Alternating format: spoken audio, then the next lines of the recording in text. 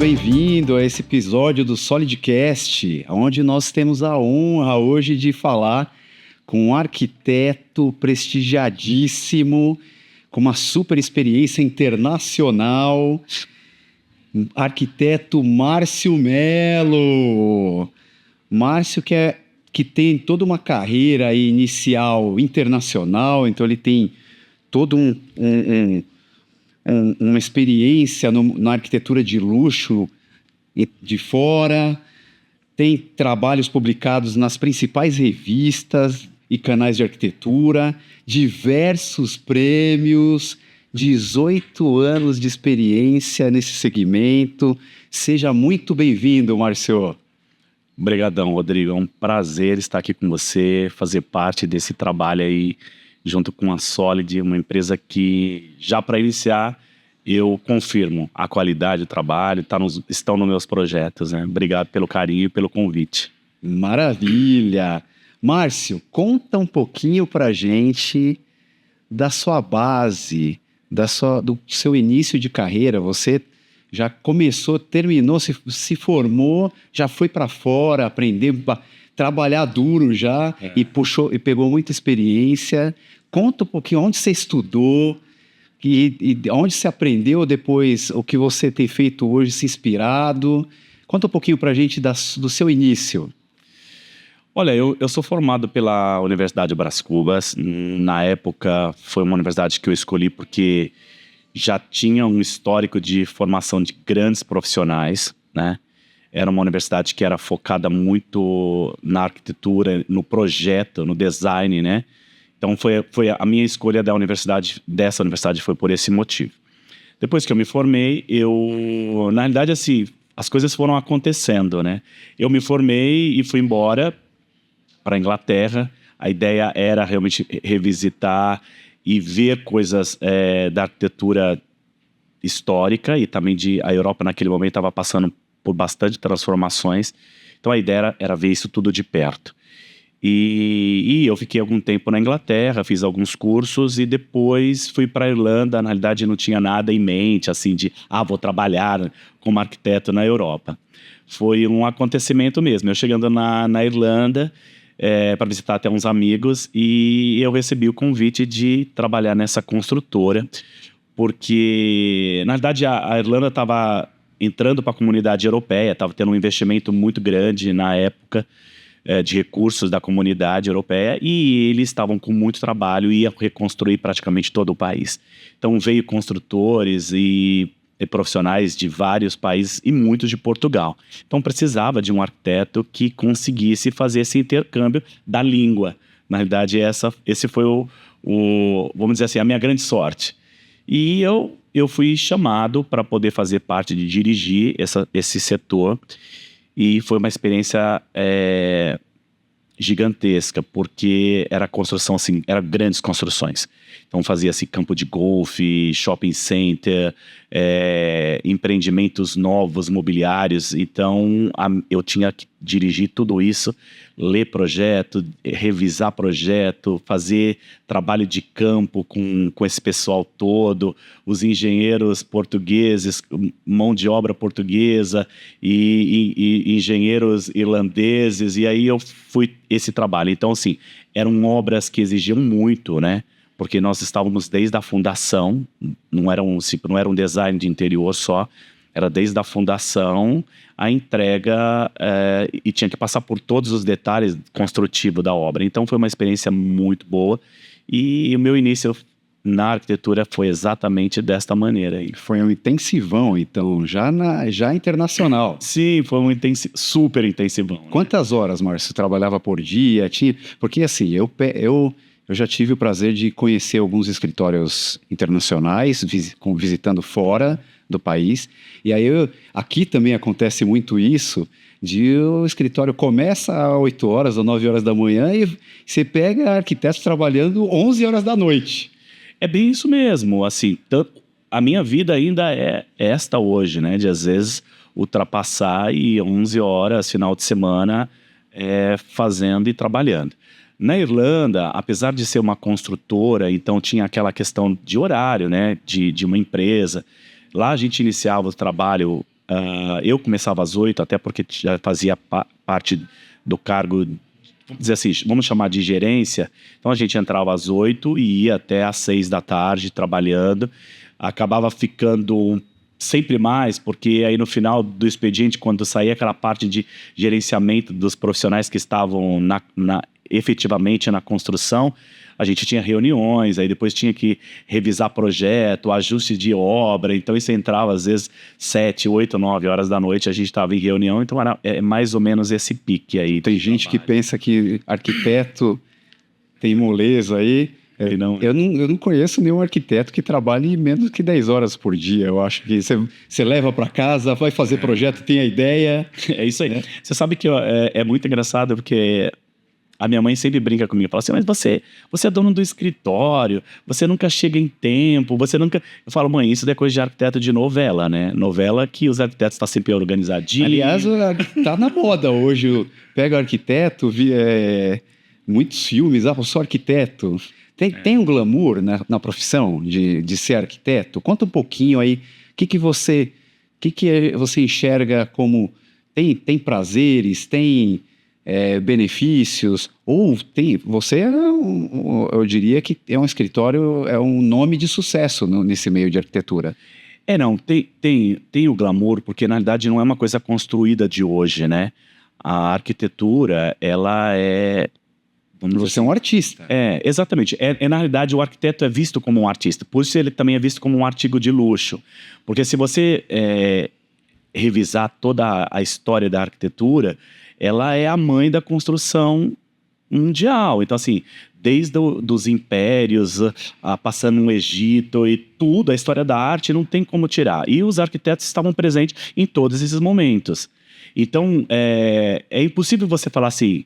A pessoa que desenhou as pirâmides, a pessoa que desenhou, vamos falar, os primeiros zigurates, né?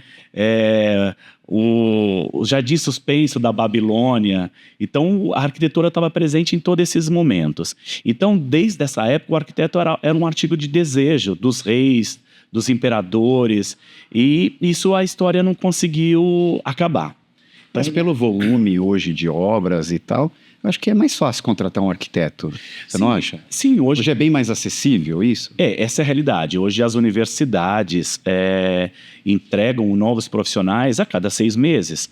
Então, a cada 6 meses você tem uma faixa nova no mercado e a tecnologia hoje facilitou a vida dos arquitetos, porque antigamente você tinha tudo o cálculo na mão, todos os desenhos na mão, e hoje essa tecnologia nova do AutoCAD, de outros programas, facilitou. A formação acadêmica hoje é mais tranquila do que era no passado, por exemplo, da minha época, em que a gente desenhava tudo à mão, você passava a noite inteira desenhando, se errasse uma coisa tinha que ir lá raspar. Você tinha uma prancheta, Marcelo? Você usava a caneta nanquim? Sim, nanquim, não tinha jeito, gilete. Você é novo. Você não... Não, eu sou novo, mas assim, vamos dizer, só novo na mentira da idade, porque na verdade eu sou da época que a gente raspava na folha vegetal para não ter que redesenhar, raspava com gilete, passava o branquinho, passava de novo o Então você tinha uma prancheta cima. Em casa? Tinha que ter, não tinha como, né? Tinha que ter a prancheta. Fora as da faculdade, tinha que ter em casa. E aí depois, passou da prancheta... Hoje você ainda faz, você contou um pouquinho que você ainda faz a criação inicial, você faz na mão, né? Eu faço, eu tenho esse hábito. Depois, qual é o próximo passo aí? Na realidade, hoje eu já me adaptei ao sistema novo. Então, como, por exemplo, é o sistema de criação dentro do meu escritório, tá? Eu sento de um lado de uma pessoa que é a pessoa que domina os programas para desenhar. Então eu pego o papel, eu vou desenhando e automaticamente ele já vai olhando e vai levantando no 3D e eu vou riscando e a coisa vai saindo e aí eu vejo que o 3D às vezes não está chegando, não me agrada o que está acontecendo, aí eu volto para o papel, risco de novo, falo não é isso que eu quero. Então hoje já é um mix, não é verdade assim, eu desenho, depois entrego para alguém, é só levantar, não, a gente vai fazendo um complementa o outro. Até porque isso isso cria uma agilidade no trabalho, né? O que antigamente você tinha que fazer tudo na perspectiva para ver se você alcançava o objetivo da sua intenção, hoje essa perspectiva é feita através do 3D do computador. Então é muito mais rápido essa perspectiva, ela sai muito mais rápido, né? Um projeto, Márcio, antes demorava quanto tempo para você apresentar para o cliente e hoje? Hoje aumentou essa agilidade? Não, hoje é muito mais rápido e, na realidade, aumentou duas coisas, né? A agilidade dos programas e a agilidade do cliente, que hoje ele tem... Ele é mais ansioso? Ele é super ansioso, ele acredita, tipo assim, olha, eu quero o seu trabalho e você consegue me mostrar alguma coisa semana que vem? Então, isso ainda é o vício desse novo cliente, que acredita que a tecnologia ela agiliza. A tecnologia agiliza, mas o processo de criação, o processo de você chegar no resultado, ele ainda é um pouco demorado, porque é a velha história, sabe? Eu venho de uma formação de que projetar era exaustão antes de qualquer coisa. O que significa isso? Que você não fazia um projeto e na primeira você falava, é isso, não. A gente era educado a dizer, quando você acredita que está pronto, ainda você olha e você vai ver que muita coisa pode ser mudada e você pode acrescentar. Então era folhas sobre folhas, folhas sobre folhas, e você dizendo isso não. Então você tinha eu lembro que você tinha um vegetal, né? Sim, exatamente. Para fazer as opções. Sim, exatamente. Tinha uma matriz e você... exatamente. Isso é para turma nova. Agora vê que... Agora você faz no 3D, vai testando lá e vai melhorando. Vai salvando versões. Exatamente, porque hoje o 3D você salva versões e você... É muito mais rápido, você não tem esse processo... Mais econômico também, talvez? Sim, eu acredito que sim. Hoje, exatamente, a sua matriz, você mexe nela com mais facilidade que se mexia no passado. Porque você perdia a matriz, às vezes, do passado quando você mudava alguns conceitos. Agora, hoje, não. Às vezes, o 3D, você apaga linhas e cria linhas, então é uma realidade muito mais tranquila. Mas, Márcio, qual que é a sua... Você tem uma especialidade, uma área de atuação? Você faz só residencial ou você faz... comercial? Conta um pouquinho disso para a gente entender onde que você é bom. Obrigado pelo bom. Na verdade, assim, o escritório tem algumas vertentes e eu acho que isso é o que mantém o escritório sempre ativo. Então, assim, o escritório, nós fazemos residência. Não, nós fazemos... Até porque dizer que a arquitetura eu faço isso é menosprezar todo o trabalho. Aí sim, sabe, o trabalho artístico, de criação. Você pode se especializar em alguma coisa, mas o arquiteto, na realidade, ele é o criador. Então, ele pode criar qualquer coisa. Então, ele tem a capacidade, sim, de passar por uma vertente, uma linha muito grande. Então, ele vai para o desenho do objeto da residência. Você mas ele desenha peças e motos. Sim, certo? Também, exatamente, porque é impossível você taxar um arquiteto como dizendo, eu só faço isso. Não, ele pode se especializar naquilo, ele pode dizer que ele só quer fazer aquilo, mas o arquiteto de formação, ele tem que ter preparo para fazer tudo, inclusive desenhar objetos. Então, até porque quando você se forma em arquiteto e urbanista e paisagista. Na verdade, hoje a graduação te faz o quê? Ela te dá o direito de você ser arquiteto e urbanista. Né? Então, você trabalha na grande escala, que é a cidade, o urbanismo, e aí você vem e fecha esse desenho no desenho do objeto, que aí seria, vamos falar, que é o arquiteto que hoje faz. E o paisagismo é sim, porque quando para você controlar o todo, você também precisa entender um pouco mais paisagem. Mas conta hoje o que você tem feito nos últimos anos. Você tem focado mais em residencial ou comercial? Me conta um pouquinho do seu trabalho. O escritório não focou em nada específico. Hoje a gente entrega o projeto residencial, vamos dizer... o escritório projeta desde da origem, dentro da base, que é Desde pegar casa, desde uma casa a, por exemplo, indústrias, porque o escritório tem Uau. tem sim fábricas, por exemplo, hoje de específicas, lojas. Aí a gente vai para até o design do interior, que, por exemplo, hoje é muito grande. Faz porque, muito trabalho. Sim, porque hoje, por exemplo, vamos falar de São Paulo. Se a gente andar por todo São Paulo hoje é só torres levantando. Então, o que cabe aos escritórios? Fazer o design de interior. Perfeito. Apesar da gente chegar lá dentro e refazer muito, e tira a parede e cria situações novas, mas é um design porque, na verdade, não existe o objeto que seria, vamos falar, aquele que você começa desde a escavação, como uma casa. A gente não tem esse processo, Mas hoje mudou um pouco, né, Márcio? O apartamento de alto padrão, ele não está entregando nem com porta. Faz sentido vir dessa forma? Sim, porque o alto padrão hoje, isso é uma coisa, eu posso dizer para você que o brasileiro em geral, o brasileiro que tem possibilidade de ter um alto padrão, ele quer exclusividade. E quando ele fala de exclusividade, ele não quer o piso que a construtora vai entregar para todos, ele não quer às vezes a mesma esquadria, ele não quer o mesmo pé direito, ele quer muitas coisas novas. A iluminação. Então, hoje, apesar da lei aí dizer que as construtoras têm que ter o mínimo de entrega, esse alto padrão vai chegar e vai refazer tudo. Ele vai tirar o piso, ele vai tirar a iluminação, ele vai tirar o gesso. Não sobra nada. Não sobra nada. Você fica o apartamento no osso e aí... Novo. E aí porque customização máxima. É o máximo. É a personalização ao extremo.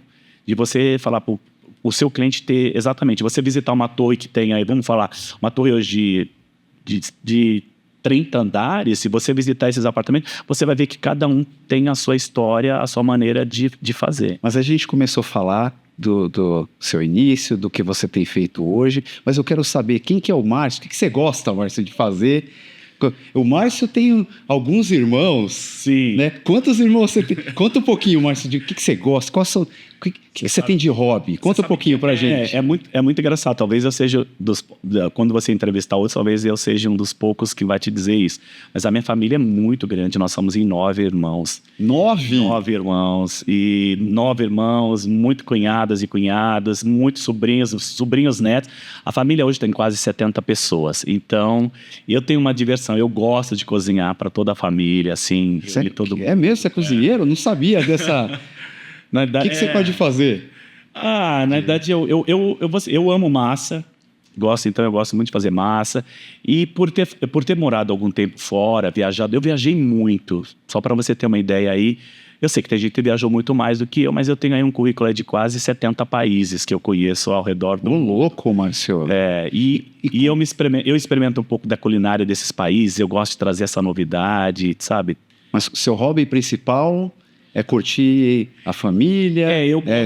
Tem mais alguma coisa que ninguém sabe? Eu gosto de... Vamos contar aqui para o podcast uma coisa que você não falou em nenhuma entrevista, né? Eu não sei se eu já falei disso, mas assim, uma das coisas que eu gosto a gente se reúne muito para tocar em casa.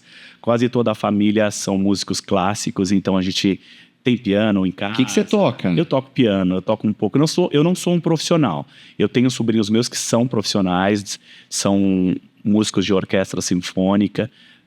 Então a gente reúne aí, toca um pouco de cada coisa. Eu finjo que toco perto deles e eles toleram, mas eu toco piano, toco um pouco de órgão, e essa é uma coisa é uma das coisas que eu mais gosto de fazer, assim. Rapaz, você cozinha, é chefe, toca, mas tudo meia boca, viu?